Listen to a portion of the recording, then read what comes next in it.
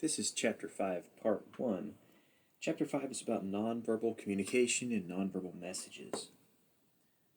This content is very applicable to your daily life, and it's actually one of my favorite things to to look at and experiment with, and so there's some really good stuff through here.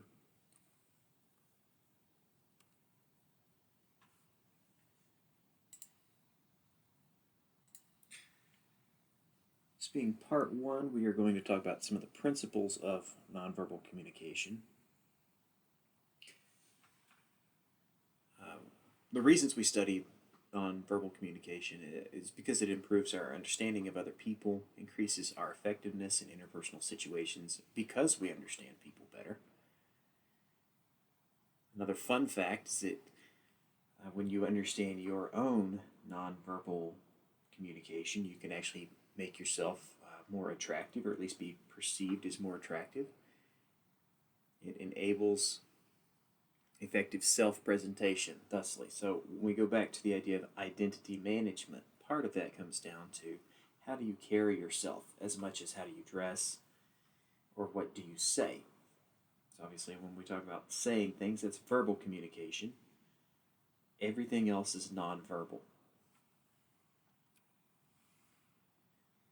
Nonverbal messages interact with verbal messages.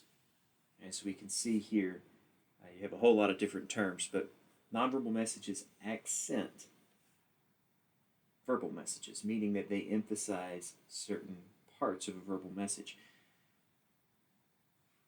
We can do this through inflection of the voice, or it may be through gesture, or it may be through a raised eyebrow. But there are different things that we do non-verbally to indicate importance of a message or meanings that may underlay those messages, which is really the second one as well, complementing the verbal messages.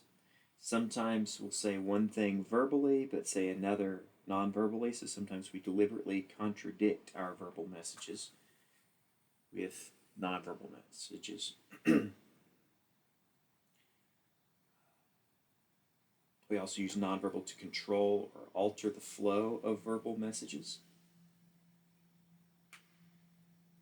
to repeat, or I would prefer to say the word reinforce, our verbal messages.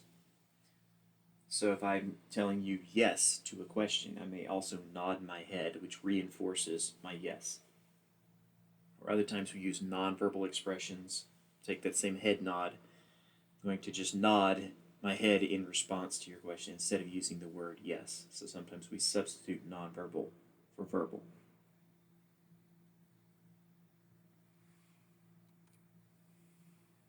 There are many different reasons that we use nonverbal messages. Of course, we just talked about how they interact with verbal messages. But the reasons behind these uses of, we use nonverbal message to help us be liked by other people. Affinity is built through a lot of different things, and sometimes it's through nonverbal expression. Sometimes it is to be believed. We want to come across as genuine, as sincere, as honest, and so the tones of our voices change, the amount of eye contact we make changes, our facial expressions say different things. Sometimes we use nonverbals to excuse failure or to dismiss it or even to hide from it. To secure help is another thing. If I look like I am completely lost wandering around a department store, that look of being lost on my face is meant to seek help. And so anyone who is trained that works in that store that wants to be good at their job, they're going to see that look on my face and come over to help me.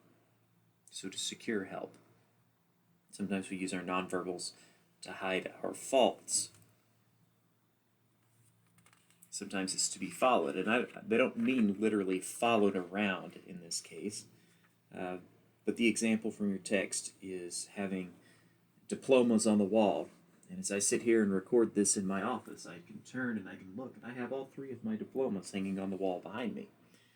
so that if a student ever comes in to see me, they can trust that I might know what I'm talking about because I have these credentials. Those diplomas have verbal writing on them, verbal messages, but they also carry a non-verbal message with it.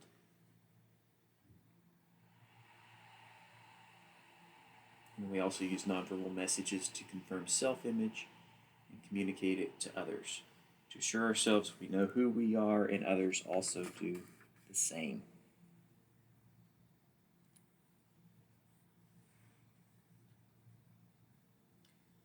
It should be somewhat clear by now that nonverbal messages impact our relationships. They help us form relationships. And the depth of that relationship is sometimes indicated by tie signs. So basically, how close we may get to one another, how much we physically touch one another. From a handshake that just indicates kind of a social interaction, although today physical interaction is somewhat frowned upon at times.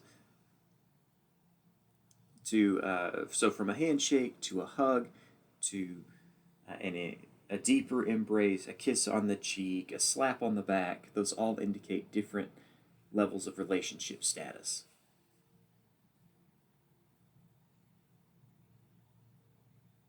And the nonverbal messages structure conversation. If you're talking with someone, you can generally tell if they want to say something because they'll have that look on their face. They may start to raise their hand, or they may start to open their mouth, anticipating when you finish your part of the conversation, indicating that they're ready to interact.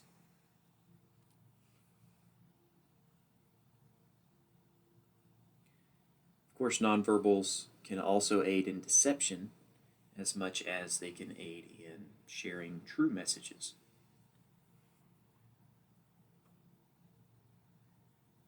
Of course, if someone's never lied to us, we assume that the information they deliver to us will be true, so we don't look for any signs of lying.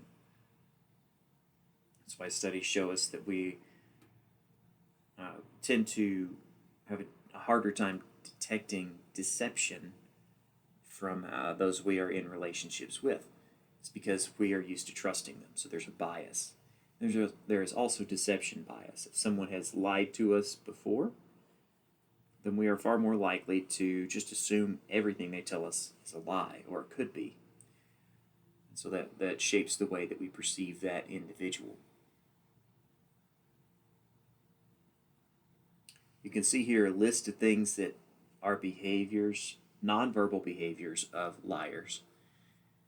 But please don't think that just because you know these things, that you can read them out of a textbook, that you will be able to detect if someone is lying to you all the time. Your text goes on to describe studies that have indicated that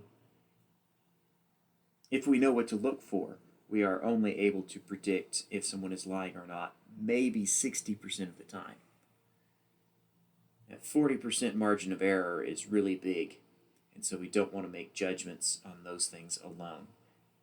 It's even more difficult when we don't know the culture of the person who's talking to us.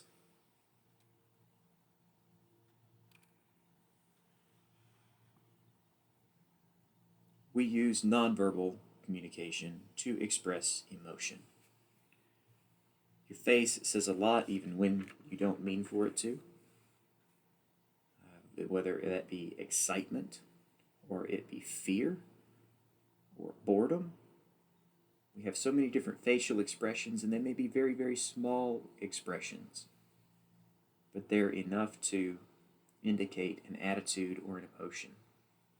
Your posture, the way your shoulders are either straight back or they're slumped forward, or if you lean on things, those all indicate different states of emotion or states of being. Gestures as well. When we're excited, we gesture a whole lot more. Our hands move frequently. Oftentimes they move in a wider range than they do in a normal conversation. If we're upset, if we're wanting to close ourselves off from others, oftentimes we'll stick our hands in our pockets, or fold our arms across our front. Eye movements, eye contact, those all also indicate emotions. They mentioned dilation, pupil dilation here, and those are things that you can look for, but those are difficult to detect unless you are very accustomed to the person that you're talking to and what their eyes typically look like. You may not be able to really determine what emotional state they're in by looking at their pupils alone. But if someone's constantly averting eye contact, they're looking down at the ground, they're looking away from you, they're looking anywhere other than you, they're uncomfortable. And that discomfort may come from any variety of places, so you look at other nonverbal elements to determine if that's because they're sad, if that's because they're frustrated, if it's because they're lying. Maybe it's just they're nervous about talking to you. So as you can see, nonverbal communication communicates a lot of different things, but we have to be very careful about making assumptions based on just what we see nonverbally.